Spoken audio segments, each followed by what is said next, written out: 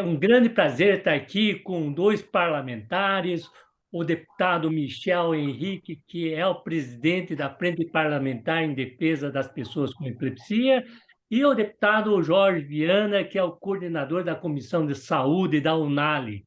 Realmente é um momento único, ímpar e importante para o movimento em prol da causa da epilepsia, ter a presença dos parlamentares ocupando funções aí estratégicas, pois a gente entende que a epilepsia ela é uma doença, né? E que ainda é muito mal compreendida pela população em geral. Em termos de amparo legal, eu acho que ainda precisamos avançar muito para assegurar os direitos mínimos para mais de 3 milhões de brasileiros que têm algum tipo de epilepsia, que infelizmente alguns, e muitos milhares deles, ainda vivem às margens da sociedade. Por isso que é importante ter esse bate-papo aí com os deputados, né, que realmente estão em posições estratégicas, que podem realmente modificar, mudar essa realidade que essas pessoas e famílias ainda vivem. Muito bem-vindos aí para a discussão. Agradeço a oportunidade de estar com vocês aqui e também tentar, dentro desse espaço, esclarecer algumas dúvidas que as pessoas que têm acompanhado nesse Março Roxo, nesse período de conscientização sobre a epilepsia, possam ter, para que a gente possa realmente trazer a epilepsia aí sobre uma nova perspectiva.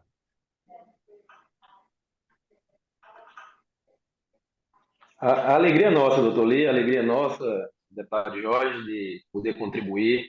Realmente é uma temática desconhecida, é uma temática ainda muito nebulosa e muito estigmatizada. Então, cabe a gente, através da informação, conscientizar, nos solidarizar, trazer empatia, trazer nosso ombro amigo para toda essa causa, para todos os familiares que sofrem com isso. Hoje não tem só a questão da saúde, tem a questão também psicológica da coisa. Você se sente excluído da sociedade, não se sente incluído no mercado de trabalho muitas vezes. Então é uma temática que vale muito a pena a gente se debruçar e melhorar a vida dessas pessoas que tanto precisam de ações enérgicas e concretas, não só na área da inclusão em si social, mas na área legislativa também. Nos estudos temos também essa temática do canabidiol, né, que está por vir aí, que ainda não está legalizada completamente. A gente precisa, hoje, quem consegue via judicial, através de ações individuais. O que a gente precisa realmente é trazer luz para isso, trazer soluções e retirar os obstáculos e os estigmas dessas pessoas que já sofrem tanto com a sua patologia e não tem que estar sofrendo com esses desarranjos sociais, não. Então, depender da gente à frente, sei que todos nós estamos irmanados, trazer empatia e solidariedade para a vida dessas pessoas. Boa noite, doutor Lee, boa noite, deputado Michel. Olha, eu acho que a gente está dando um passo muito importante através da Unali, quando a gente traz esse tema, que é pouco falado, que ainda há uma grande discriminação com relação a essa doença, né? E traz esse debate a nível nacional. Hoje nós temos uma entidade que pode falar, que representa, né, o Legislativo Nacional, e por que não nós começarmos a discutir políticas nacionais de saúde, né, diretamente com o Ministério da Saúde ou diretamente com o presidente. A gente sabe que há uma dificuldade muito grande dos parlamentares a nível estadual, federal, na discussão no Congresso Nacional. Né? Existe muita... existe a força da saúde lá não é tão forte, né?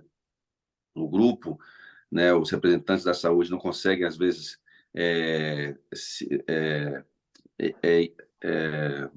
não conseguem avançar nas pautas, né? E com isso a gente fica perdendo as oportunidades, né?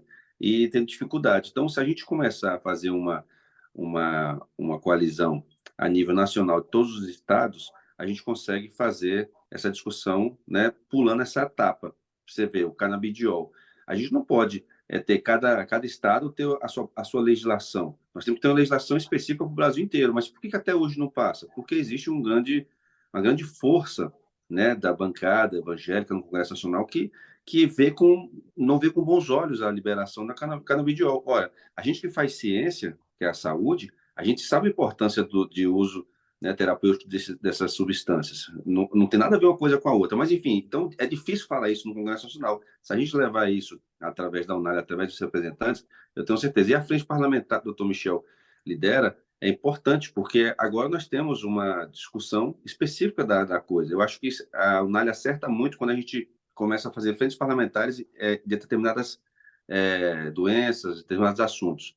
Então, é isso, eu estou à disposição totalmente. A Comissão de Saúde, hoje nós tivemos reuniões para falar justamente isso, que nós vamos fazer audiências nacionais e levar esses temas diretamente para o Ministério, para a gente tentar fazer essa equação de forma igual para todo mundo, todos os estados. Aqui em Brasília, nós temos uma lei que garante o canabidiol para pessoas que têm epilepsia, mas só para epilepsia, e as outras tantas doenças que são tratadas com canabidiol, né? Então, acho que é isso. Parabéns, doutor Michel, parabéns, doutor Lee. E eu já vou começar com uma pergunta para o doutor Lee. Doutor Lee, então essa doença é uma doença que, para muitos, não é doença, para outros é doença. Afinal de contas, é uma doença ou não é doença? E se é doença, ela tem o seu cadastro, ela tem os seus direitos, as pessoas que têm essa doença têm esses direitos, né, já garantidos, como as demais doenças? Então, acho que é a tal daquela doença nem, né? Nem aqui, nem lá. Infelizmente, acho que nós precisamos deixar isso claro de que se trata de uma doença. Isso em termos de ciência, comunidade médica, é muito claro, mas acho que a gente precisa trazer esse debate ativo, né? Pois eu escuto diariamente dos pacientes em situações, por exemplo, quando eles vão numa consulta com o médico do trabalho e lá eles falam que não se trata de uma doença. Ou tenta buscar um auxílio doença e não lhe é dado. Claro que isso é bastante variado de lugar para lugar, mas essa variação eu acredito que se deve a uma imprecisão da definição que, como você falou, deputado, precisamos ter uma uniformidade de entendimento na nossa federação. Não que uma cidade seja em pró a paciente com epilepsia, mas em outras todas as cidades não são. Então, acho que tem muito a caminhar. Então, é uma doença, né? É uma doença que é tratável. Então, acho que a gente precisa realmente bater nessa tecla e trazer essa definição também para o campo da legislação, pois se a gente não tem isso claro, então fica incerto a discussão sobre aposentadoria, seguridade, né? E todas as outras questões que esses pacientes com epilepsia hoje, né, não estão nesse guarda-chuva de benefícios que poderiam ter se tivesse esse assunto claro, né? Então, acho que a legislação precisa trazer uma luz sobre esse assunto, deixar de que realmente não tenha dúvida mais de que nós estamos lidando com uma doença que é grave, né? Que a gente sabe, quem tem epilepsia sabe, mas que tem um lado que eu falo, que tem tratamento. E a gente tem que assegurar. Eu trago também esse gancho que vocês estão falando do canabidiol, que eu acho que é de extrema importância. O canabidiol é um dos aspectos do tratamento que hoje a ciência, é claro, na área de epilepsia, que ela realmente tem indicação para alguns tipos de epilepsia. Porém, o que a gente vê que algumas cidades, algum estado, né, têm essa possibilidade. Porém, ela não é toda a federação. Acho que passou da hora, eu diria, né, deputado? Ele falou que eu acho que até a questão dos deputados que têm a fé no Evangelho, né? Mesmo eles sabem que a epilepsia é uma doença que está descrita na Bíblia, né? Nos livros sinóticos, se forem ver lá do Mateus 17:15, tem a passagem de um menino com epilepsia. E tantas outras passagens dentro da própria Bíblia, no que Eclesiastes, que fala do tratamento através da natureza, né? Que realmente se tem. E o canabidiol, ele vem da natureza, como tantas outras medicações que vocês bem sabem, eles vêm do composto da natureza e acabaram, ao longo do tempo, pela ciência, né, a industrialização, sendo sintetizado quimicamente. Mas a base dela vem de tudo o que é a natureza, né? Acho que Deus criou tudo isso para que a gente possa usar agora em favor, graças à ciência que conseguiu aí também, né, trazer, provar os benefícios. Então, acho que a bancada, como vocês estão falando, dos deputados que têm essa fé, mas acho que elas não são contraditórias, acho que elas estão alinhadas. Acho que o que nós queremos é o quê? Que aquela mãe, né, que tem o filho, acho que todo mundo pode se simpatizar e solidarizar com isso, né? Os pais que têm uma criança que tem crise atrás de crise e que precisam do remédio para tratar. Eu acho que a gente está na hora de realmente de avançar essa discussão e fazer com que a vida dessas pessoas seja mais fáceis. Doutor Lino, no que concerne aos tratamentos, como é que está a evolução? Existe cura? Existe alguma cirurgia? Sim, Só para complementar, porque eu li certa vez que existe uma cura através de uma cirurgia, claro, não são todos que são indicativos para essa cirurgia, e que essa cirurgia seria, inclusive, oferecida pelo SUS. perfeito, Michel. O Brasil é um país pioneiro em cirurgia de epilepsia ofertado pelo Sistema Único de Saúde, um programa, né, que realmente ele teve seu auge no outrora, porém eu acredito que a gente deve resgatar isso, né? Esse programa ficou um pouquinho, digamos, pequeno com o passar dos anos, quando de fato deveria ter crescido, né? Crescido mais ofertado para mais pessoas, mais população, sobretudo em regiões do país, né, em que não tem acesso a esse tipo de tratamento. Boa parte dos centros que fazem esse tipo de cirurgia ficam na região sudeste e sul, mas eu acho que a gente precisa ampliar para a região norte, nordeste, centro, outras regiões, pois é um procedimento que pode trazer um controle, né, muito bom quando bem indicado. O termo cura, como médico pesquisador, a gente fica um pouquinho restringido, porém, em algumas situações da cirurgia de epilepsia, até a gente consegue ver essa possibilidade. Mas o bom, deputado, é que o tratamento com a epilepsia, com as medicações, ela consegue controlar a grande maioria. E com a cirurgia, a gente consegue controlar um tanto mais, né? Aí, com outras possibilidades, como o uso do canabidiol, para aqueles casos de difícil controle, a gente consegue acrescentar um pouquinho mais. Esse um pouquinho mais, eu te digo, olha, para a vida dessas crianças, sobretudo, e das mães, né, que muitas vezes são elas que estão lá cuidando, olha, é um alívio tremendo. A gente vai estar aí, né, aliviando o sofrimento de muitas, muitas pessoas. E acho que eu vou ousar aqui provocar um pouquinho os deputados, o que vão estar ouvindo. Acho que é bom o ombro amigo, né, para realmente dar o apoio, mas os senhores e as senhoras, vocês têm uma caneta, né, que pode efetivamente, né, implementar as ações em um âmbito legal, fazer com que isso, né, possa efetivamente ser uma realidade. E ali a gente poder buscar cobrar os direitos. Por nesse momento, essas pessoas estão aí, né, soltas aqui, não tem direito, né? Então,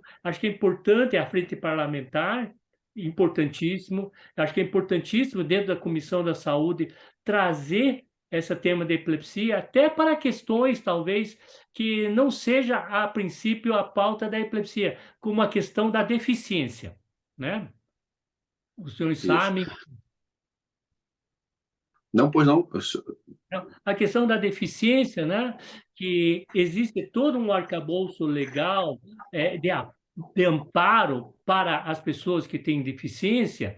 Saibam vocês que a epilepsia, né, boa parte, não tem um grau de deficiência grande funcional. Porém, uma parcela dela, diria de um terço, em que as crises não são controladas, elas vão ter deficiências, né?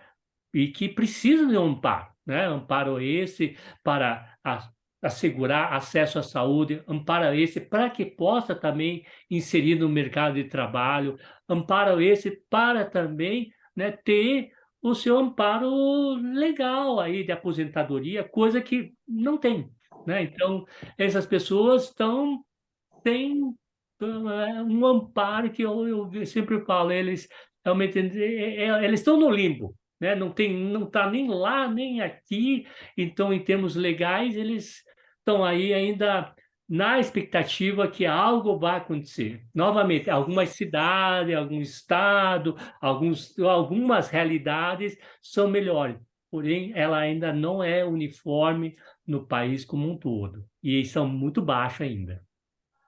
Doutor Lito, tem uma pergunta aqui do chat da Sueli Terapeuta. Ela fala o seguinte, que a filha dela tem retardo mental leve. Ela pergunta se tem relação com a crise convulsiva. Inclusive, o senhor agora falando sobre essa crise, né, do que pode acontecer, eu queria fazer também uma pergunta já aqui relacionada. Quantos episódios a pessoa tendo uma crise convulsiva, ela é considerada como uma pessoa doente que tem epilepsia? Então, vamos responder a Sueli, fisioterapeuta, né? É uma pergunta muito comum, a gente recebe isso constantemente, se a epilepsia causa retardo mental. É uma das preocupações, né? Então, o que que acontece? Precisa entender o seguinte, a epilepsia é uma doença em que o cérebro da pessoa tem uma predisposição em gerar crise de uma maneira espontânea e não provocada.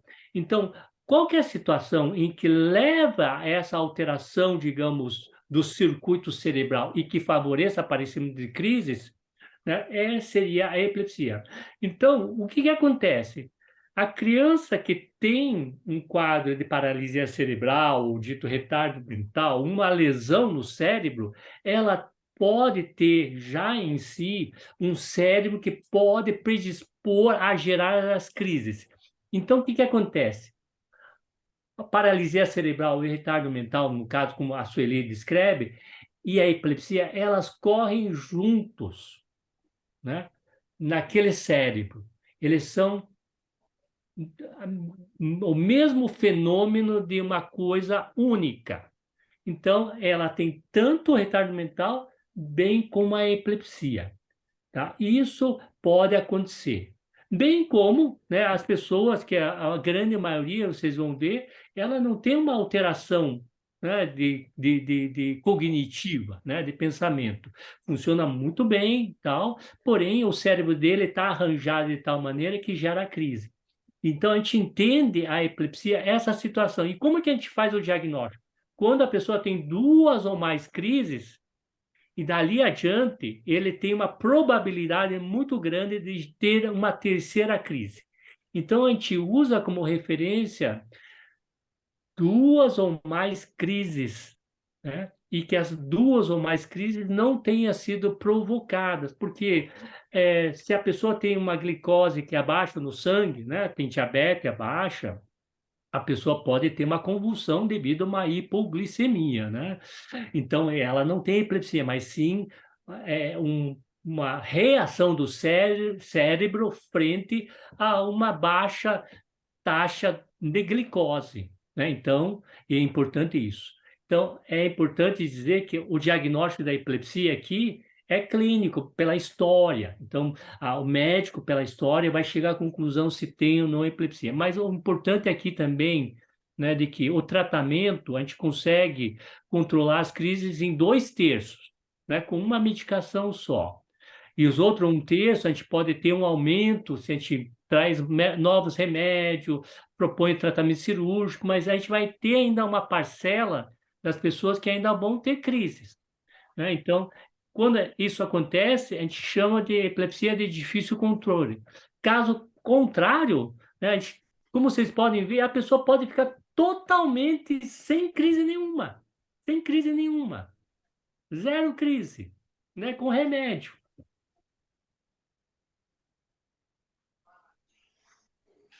Doutor Lee, quais as limitações do paciente, do portador de epilepsia?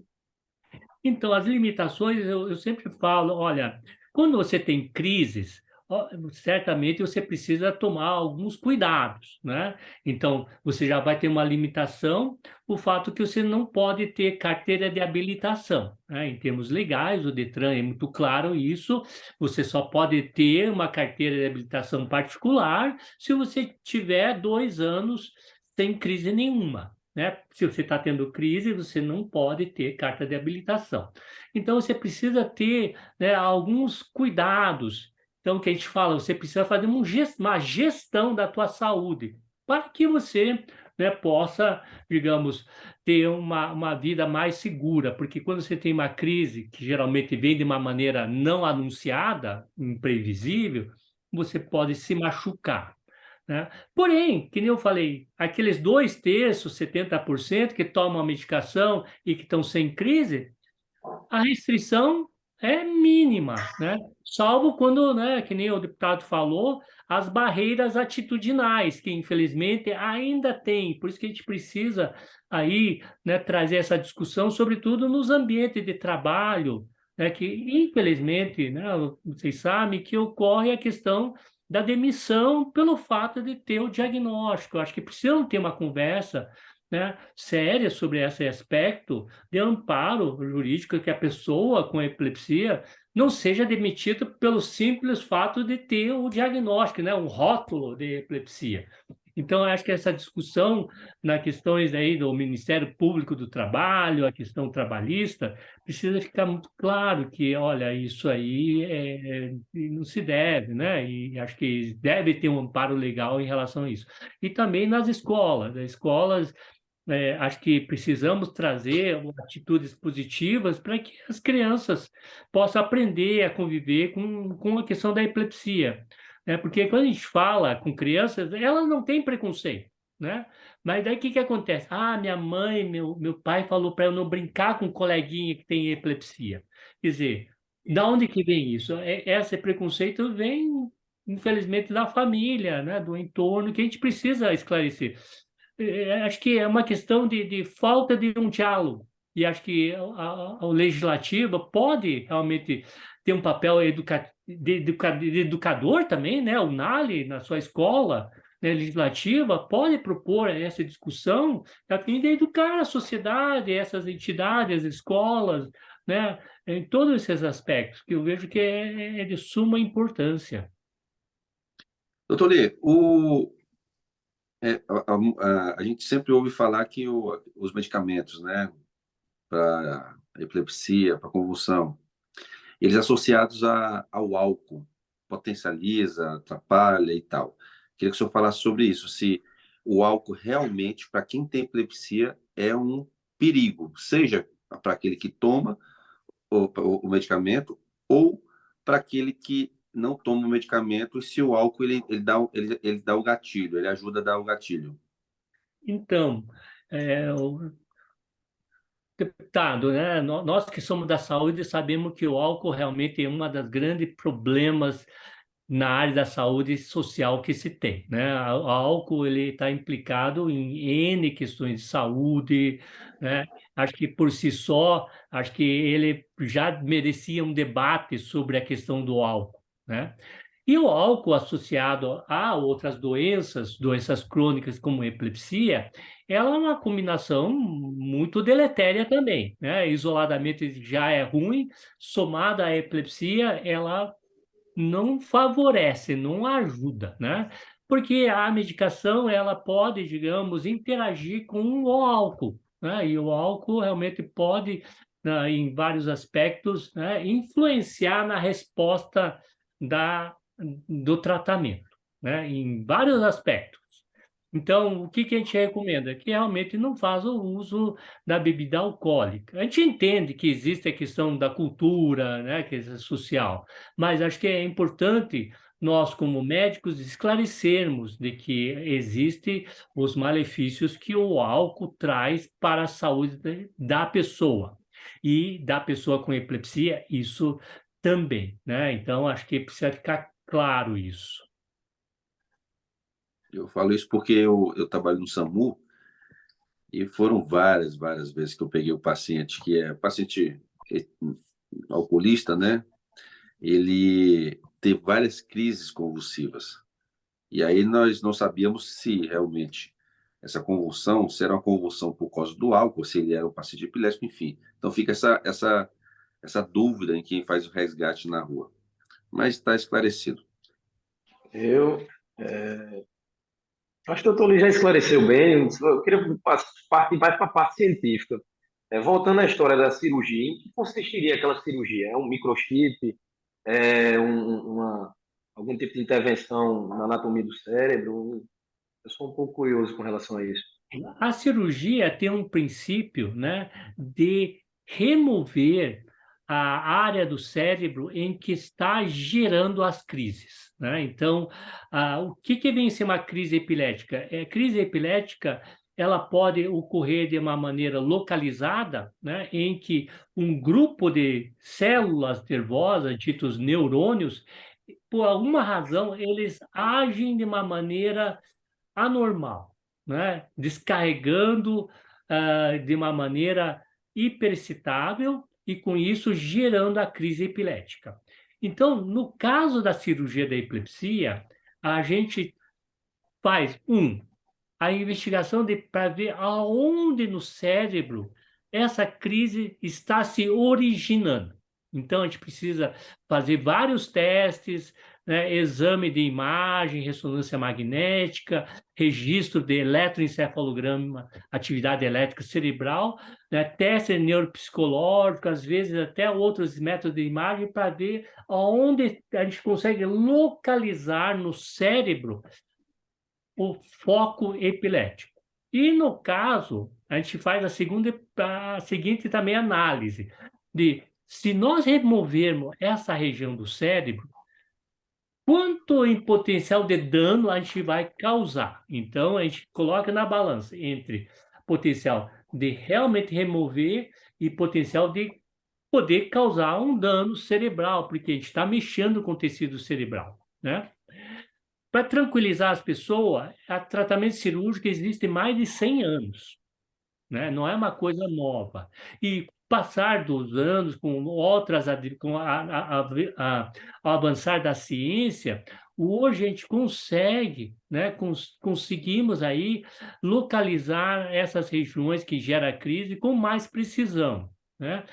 A cirurgia, os procedimentos cirúrgicos também ficaram mais seguros, né? Então, hoje é um tratamento, apesar de ser agressivo, né, ela se torna uma excelente opção para aquelas pessoas que não têm as crises controladas, né? Então, eu gostaria de também fazer um alerta de que existe um fenômeno que a gente fala pouco, mas é preciso falar, deixar as claras, né? O que a ciência mostra? Que as pessoas que não têm crises controladas, elas estão num grupo de risco maior de se machucar, né? Acho que isso é fácil de entender, mas também estão num grupo de risco, deputados, de morrer, numa situação que nós já vimos estudando, chamado morte súbita, né? De repente a pessoa morre, né? Então, o mecanismo da morte súbita na epilepsia não é totalmente clara, mas isso é um fenômeno que ocorre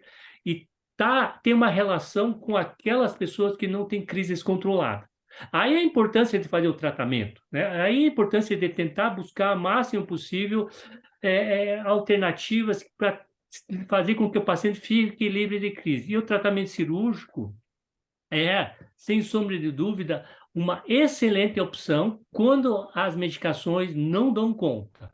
Então, novamente, eu também faço um apelo aqui para os deputados para a gente realmente estudar a possibilidade de ampliar, né, de realmente de ver um mecanismo que incentivem, né, a criação de novos centros, sobretudo nas regiões norte e nordeste, né, que estão sem essas possibilidades, para que lá, né, nessas regiões, possa oferecer para a população que tem epilepsia não controlada esse tipo de procedimento, né? Esse procedimento que nem eu falei, outrora o Brasil era, digamos, era referência mundial, né? É uma coisa assim que o Brasil, nós tínhamos orgulho de apresentar os dados, olha aqui, é cirurgia feita pelo SUS, né?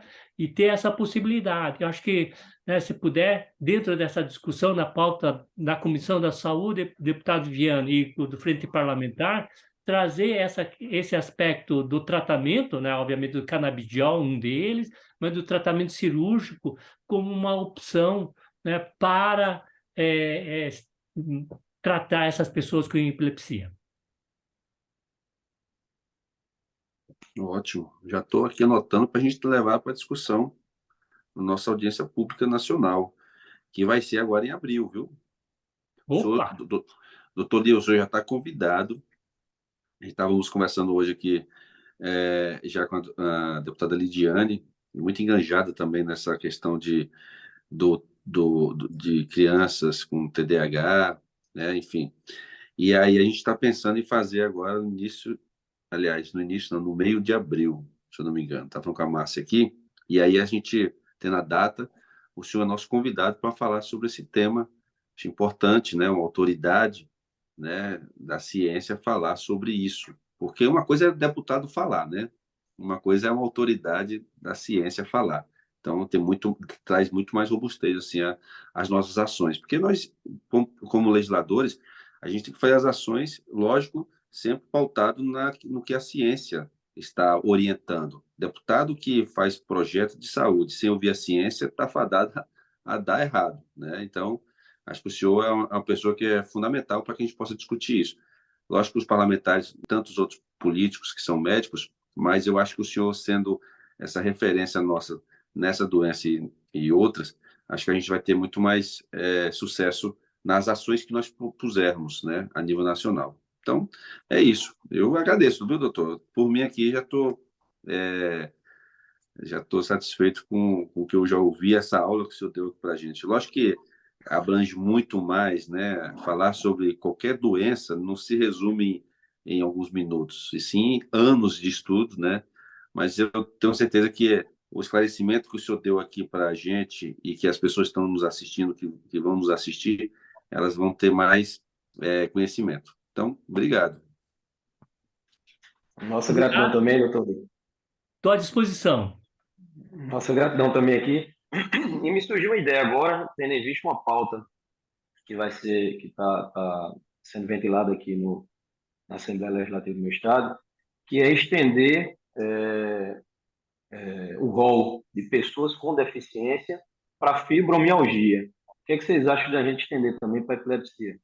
Oh. Seria, às vezes as pessoas têm aquele estigma, assim, o senhor que convive mais, doutor Lee, às vezes o cara diz, não, mas eu não quero ser taxado de deficiente. Eu não sei qual seria a aceitação, a recepção com relação aos portadores. Isso a gente vai levar essa temática sexta-feira, enfim, vai ter uma discussão bem maior e me deu esse estalo aqui agora nesse sentido. Olha, deputado, eu acho que é importante realmente fazer essa discussão. Certamente ninguém gostaria de chamar de deficiência, mas o que acontece é que uma parcela, né, das pessoas com epilepsia, elas precisam de um amparo, né, de uma ajuda, de uma defesa. E a gente precisa, de certa maneira, deixar claro como que vai poder ajudar.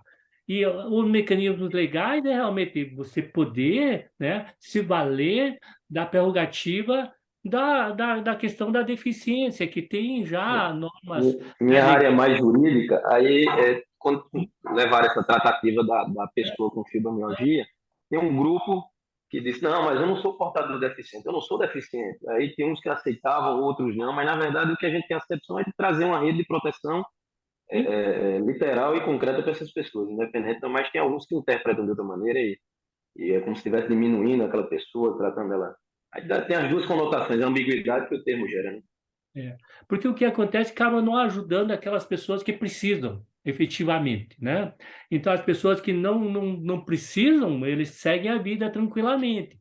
Mas, porém, vai ter uma parcela das pessoas que vão precisar dessa prerrogativa da defesa do direito dela, e a questão da deficiência, que já está muito bem estabelecida, ela não consegue chegar nela porque não tem essa colocação de que a epilepsia possa ser deficiência, né? Então, acho que nós tivemos essa discussão na Federação Brasileira da Epilepsia, que congrega as associações do movimento. Certamente é um debate muito quente, né? Porque as pessoas não gostam de ser taxadas de deficiente.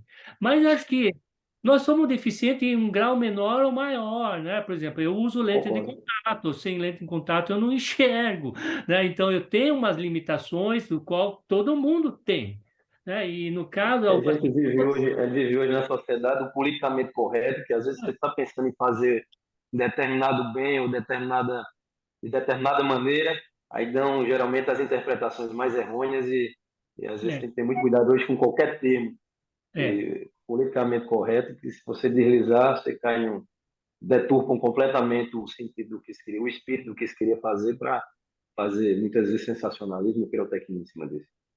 Mas vamos debater isso, foi uma ideia que me veio agora em função desse caso da fibromialgia. Não, eu recomendo, né?